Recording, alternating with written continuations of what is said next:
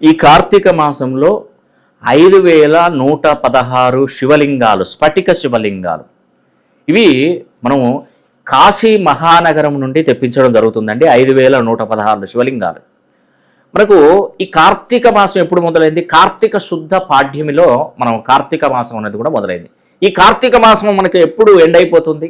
20వ తారీఖు 11వ నెల 2025 కార్తీక బహుళ అమావాస్య రోజు ఈ కార్తీక మాసం అనేది కూడా కంప్లీట్ అయిపోతుంది.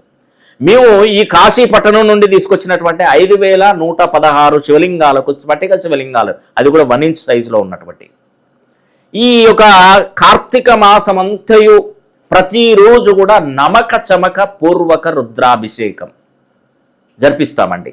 అదేవిధంగా ప్రతి సోమవారం రోజు కూడా మహాన్యాసపూర్వక రుద్రాభిషేకం, పరమశివునికి ఈ 2 పూజా విధానాలు మాత్రమే చేస్తారు.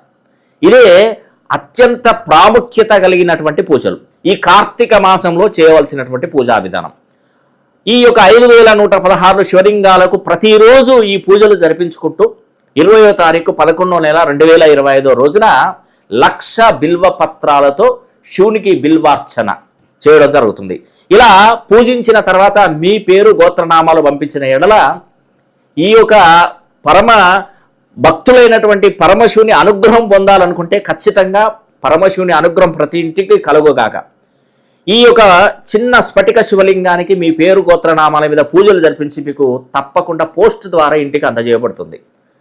అతి పవిత్రమైనటువంటి కార్తీక మాసంలో పూజలు అందుకున్నటువంటి స్ఫటిక శివలింగం ఇంట్లో కనుక ఉన్నట్టయితే సకల కార్యసిద్ధి జరుగుతుంది. కాబట్టి ఇట్టి విశేషమైనటువంటి కార్తీక మాసంలో జరిపించినటువంటి స్ఫటిక శివలింగం ఇంట్లో పెట్టుకోవడం వల్ల ఎలాంటి నష్టాలు ఉండవండి. ఎందుకంటే చాలామంది అంటుంటారు, ఇంట్లో ఆడవాళ్ళకి చుట్టుముట్టు ఉంటే మరి ప్రతిరోజు చేయాలి కదా పూజలు, నైవేద్యాలు, ధూపదీప నైవేద్యాలు చేయాలి కదా, మరి ఎలా మరి ఈ స్ఫటిక శివలింగం ఇంట్లో పెట్టుకోవచ్చునా అని? తప్పకుండా బేసిక్గా పెట్టుకోవచ్చు.